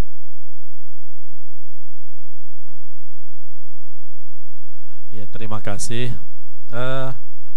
Ada satu pembelajaran yang saya dapatkan alhamdulillah dalam beberapa tahun ini, khususnya ketika menjadi sekretaris umum ini, dan mudah-mudahan itu dapat kita lestarikan di Sumatera Utara. Ketika kita menghadiri pertemuan-pertemuan di MUI Pusat, saya pernah juga bertanya langsung kepada Pak almarhum Pak Slamet yang dahulu pernah jadi anggota Samad Apendip. Pak Kiai, kenapa kok MUI ini nggak buat baju seragam? Saya bilang, kalau pertemuan-pertemuan penting seperti ini kan bagus kalau kita buat baju seragam, sehingga kalau foto nanti cantik, saya bilang. Dia bilang, dalam ketiga seragaman inilah kita sedang seragam. Dan beliau itu selalu memberikan pandangan-pandangan yang jadi di MUI itu saya perhatikan orang-orang yang bergabung itu adalah orang-orang yang sangat dewasa dalam berorganisasi. Ketika Pak Kiai Sa'al Mahfuz termasuk ketua MUI yang paling lama, itu tidak pernah membawa simbol-simbol ormasnya. Begitu juga Pak Din ketika menjadi ketua MUI di masa-masa sulit, beliau membawa MUI juga tidak pernah membawa simbol-simbol keormasannya. Dan orang-orang Sumatera Utara yang juga hadir di MUI pusat itu juga tidak membawa simbol-simbol keormasannya. Saya kira ketika kita hadir di majelis ulama, maka kita adalah umat wahidah. Kita adalah umat yang satu. Bagaimana kita menjadikan majelis ulama ini sebagai tempat kita untuk menunjukkan bahwa umat Islam itu bisa kompak. Ya, saya merasakan bahwa dan kita semua saya yakin merasakan ketika ada maklumat, ada pandangan keagamaan dari majelis ulama, kenapa orang di luar sana, wabil khusus minhum, itu sangat mempertimbangkan kita karena dianggap MUI itu sebagai wadah himpunan, persatuan, tempat berkumpulnya seluruh umat. Nah, justru karena itulah insyaallah kita di Sumatera Utara ini pasti mampu mewujudkan itu, karena para pendahulu kita juga melakukan itu. Kalau Ustadz Sugeng tadi merasa bahwa di majelis ulama kita ini Ittihadiyah juga terwakili, ada perwakilannya, begitu juga Al-Wasliyah, NU, ya, Muhammadiyah, ya, Matlaul Anwar belum, Perti belum, Persis belum ada pengurusnya, bukan karena tidak ada, tapi karena memang keterbatasan daripada kepengurusan. Oleh karena itu, memang apa yang dilakukan oleh Pak Din Samsudin ketika beliau menjadi ketua umum MUI itu memasukkan seluruh ormas dalam dewan pertimbangan. Yang dimasukkan di situ adalah sekretaris umumnya. Jadi sekretaris umum di masing-masing ormas itu menjadi pengurus di dewan pertimbangan secara otomatis. Begitu. Dan disepakatilah siapa yang menjadi sekretaris dewan pertimbangannya. Makanya di sekretaris dewan pertimbangan itu termasuk diantaranya adalah Ustadz Bakhtiar Nasir. Jadi Bapak dan Ibu sekalian, kita di Sumatera Utara ini juga adalah MUI yang terbaik. Seluruh Indonesia ini MUI terbaik itu secara 4 kategori: keorganisasian, keuangan, kegiatan, kemudian hubungan dengan ormas-ormas, itu adalah majelis ulama.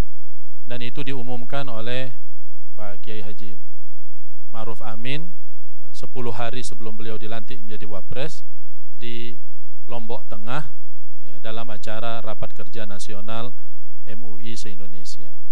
Nah, ini tidak mudah untuk mempertahankannya, dan kita semua memiliki tanggung jawab untuk itu.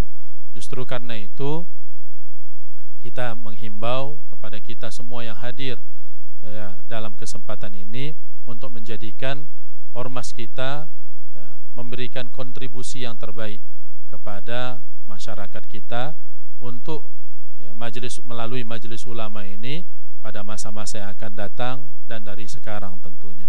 Saya kira apa yang menjadi tugas kita ini insya Allah akan menjadi amal jariah bagi diri kita.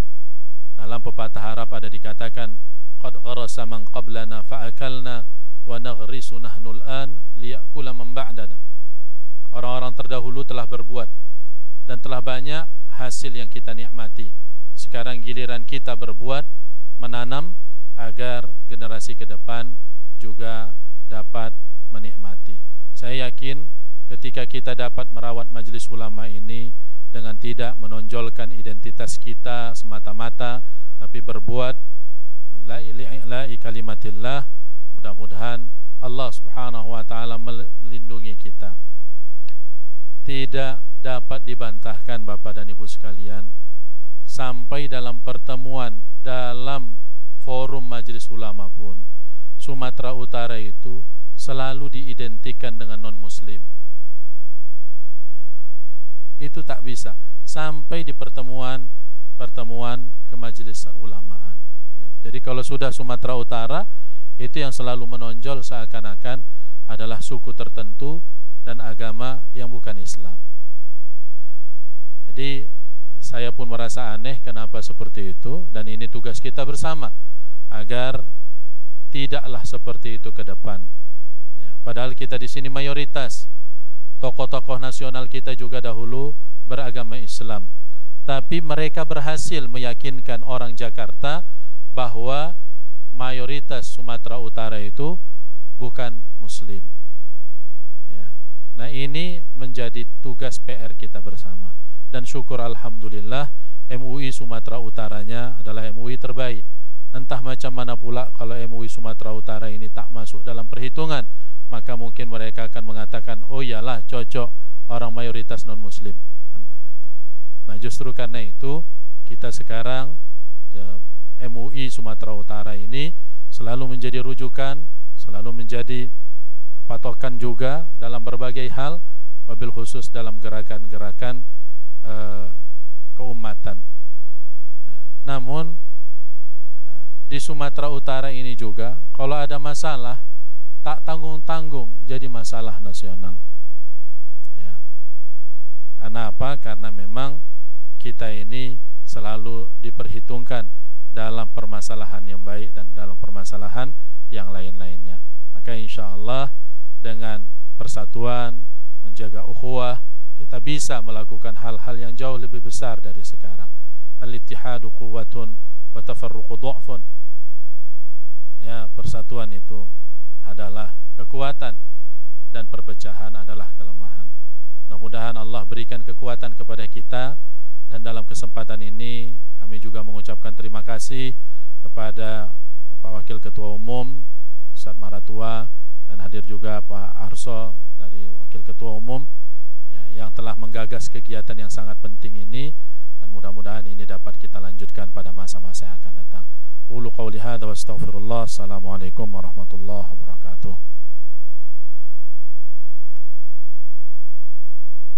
Terima kasih. Assalamualaikum warahmatullahi wabarakatuh. Ada 3 penanya tadi, ada penanggap Stan Sahrir, Sugeng Wanto, dan Pak Asnan Sarip. Pada umumnya mendoronglah supaya MUI ini yang lebih eksis. Apalagi tadi bicara masalah kecamatan, memang apa yang disampaikan Pak Sekretaris Umum tadi, bulan ini kita kena musibah. Ketua kecamatan kita dibawa naik pesawat ke Mabes hanya karena menyinggung ketua umumnya sendiri pula itu. Nah, itu yang kita rasakan memang. Ya, kadang-kadang Pak, saya yakin bukan hatinya, tapi inilah tangan ini terlalu cepat. Jadi Zoharul Fasadi fil bahri wal bahri maka sabah aidin nas itu, usaha tangan itu jadinya tangan betulan yang membuat. Nah, mudah-mudahan ke depan itu juga akan menjadi perhatian, dan mungkin bagi kami yang membidangi organisasi ini akan bisa menjadi bahan nanti dalam pertemuan-pertemuan MUI berikutnya. Kemudian ya memang Pak Sugeng, memang harus kita akui barangkali saat ini memang nampaknya aja kita yang bersatu ini. Nampaknya aja kita bersatu. Memang wa qulubuhum syatta itu kita lah itu. Nah, jadi, karena itu marilah sama-sama kita memulai dari diri kita, keluarga kita, organisasi kita, akhirnya kita menjadi umatan wasata, umat yang satu, umatan wahidah. Nah, kemudian terakhir Pak Asnan, saya sejak jadi ketua FKUB, salah satu diantaranya yang saya tidak suka atau tidak mampu mengucapkan salam orang banyak itu. Salam Kristen, salam Katolik, salam Hindu, Buddha, dan Konghucu, sehingga kita menyepakati satu ungkapan untuk salam.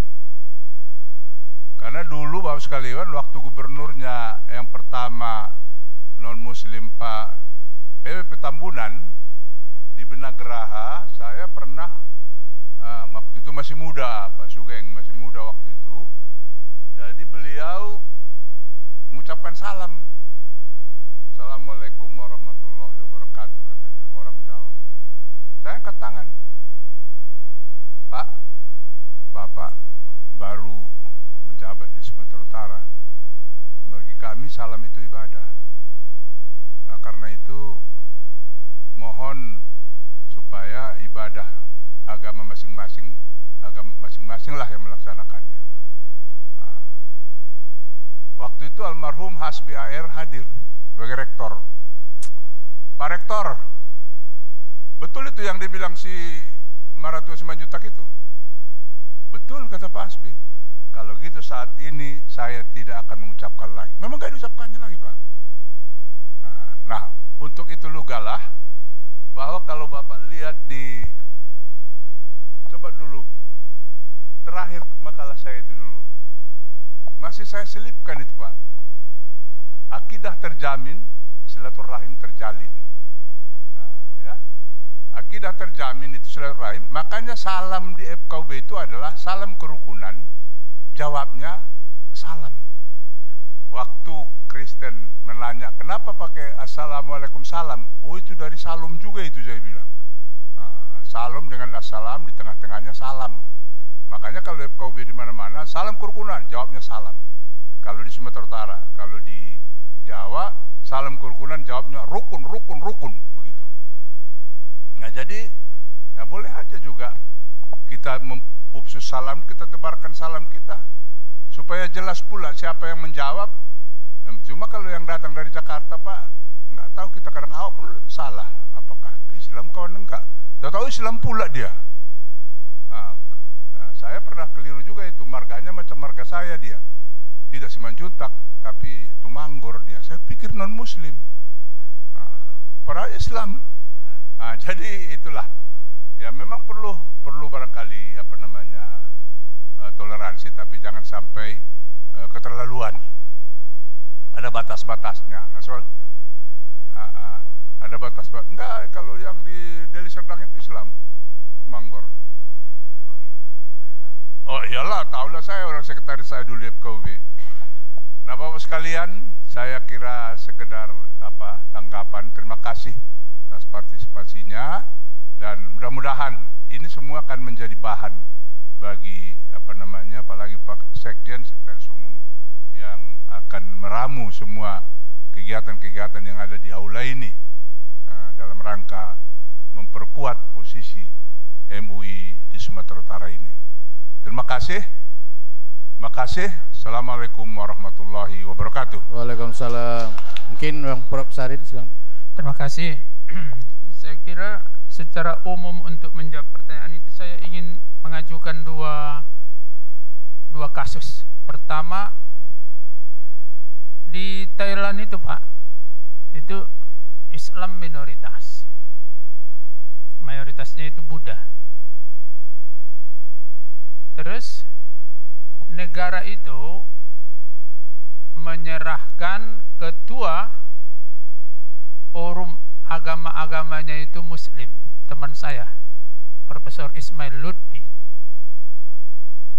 Dia ketuanya satu negara itu, padahal dia minoritas. Ketika itu terjadi, kami diskusi panjang.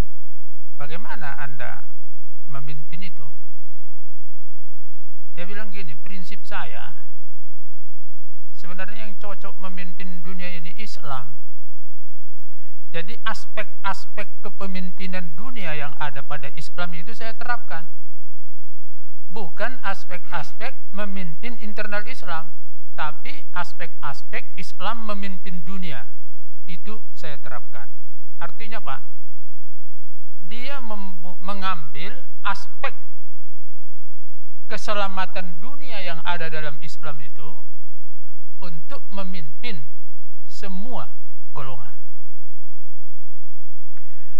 Kurang lebih begini yang sebenarnya menurut saya tadi Pak Sugengwanto ya, batasannya itu kalau per item mungkin sulit.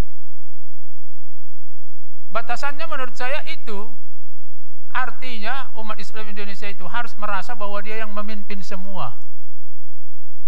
Jadi bukan dia satu dari 6 agama, tapi dia agama yang memimpin semuanya.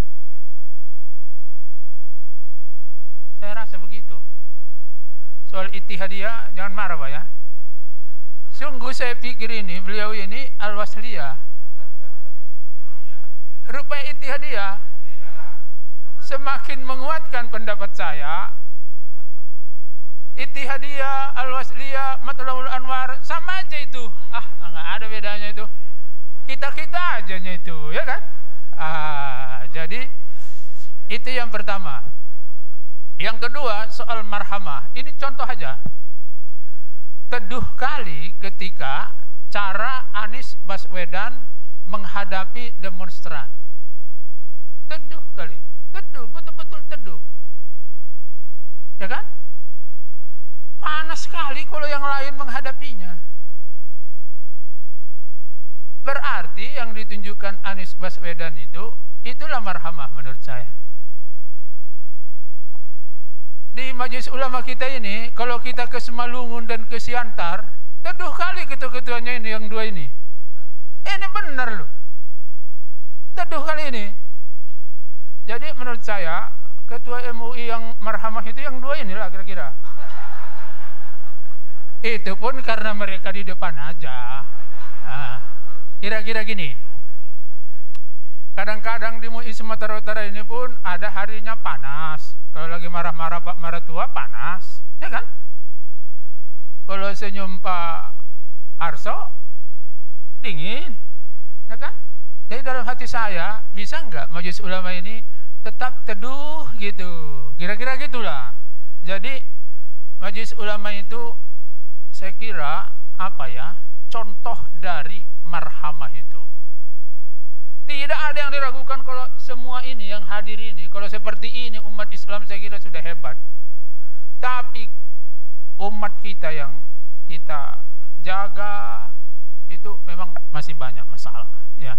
Jadi batasannya Pak Sugeng menurut saya tetap dua itu, wasatiyah, marhamah. Tunjukkan yang wasatiyah untuk dunia, tunjukkan yang marhamah sesamamu, udah cukup. Selain itu urus sendiri aja lah. Kekurangannya pasti dimaafkan oleh Allah Subhanahu wa taala. Kira-kira gitu. Wassalamualaikum warahmatullahi wabarakatuh. Waalaikumsalam warahmatullahi wabarakatuh. Kita beri aplaus kepada 3 narasumber kita. Bapak Ibu sekalian, penghujung acara ini semakin mengerucut ya. Udah nampak tadi perbedaan-perbedaan, tapi ternyata tetap satu. Wah, inilah yang mau kita itu, di luar pun begitu juga lah. Tadi kan udah muncul kalimat sama aja itu juga, dia juga nyo. Jadi kalau memang begitu, jangan hanya di sini saja, dimanapun kita, tetaplah kita bersatu. Jangan sesama ustadz ini saling memfitnah, saling menghina, saling meleceh, akhirnya pihak ketiga yang tepuk tangan, gitu kan. Nah, mudah-mudahan bersatu kita kuat. Kalau kita berpisah itu menjadi lemah, maka kita niat bersatu. Demikian dari kami, dan nanti akan ada penutupan sederhana dan akan dibacakan oleh notulen secara singkat hasil diskusi kita atau seminar kita atau dialog kita hari ini, untuk nanti mudah-mudahan ada tindak lanjut. Ini karena dibilang MUI Siantar mau. Iya Pak, silakan Pak.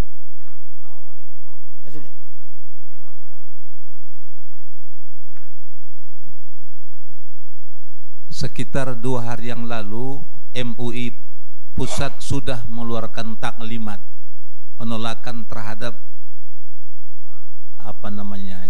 omnibus. Bagaimana sikap provinsi dan kabupaten kota di Sumatera Utara? Cukup demikian Pak. Terima kasih. Assalamualaikum warahmatullahi wabarakatuh. Waalaikumsalam. Kami catat Pak. Insya Allah nanti kita sampaikan dan akan bersikap, karena tidak mungkin pula di sini kita langsung bersikap kan. Mudah-mudahan nanti lebih matang dipersiapkan oleh timnya, ada Dewan Fatwa dan lain-lain. Makasih masukannya, dan sesi ini kita tutup dengan ucapan hamdalah. Alhamdulillahirabbil alamin. Terima kasih, mohon maaf kami memimpin acara ini. Assalamualaikum warahmatullahi wabarakatuh.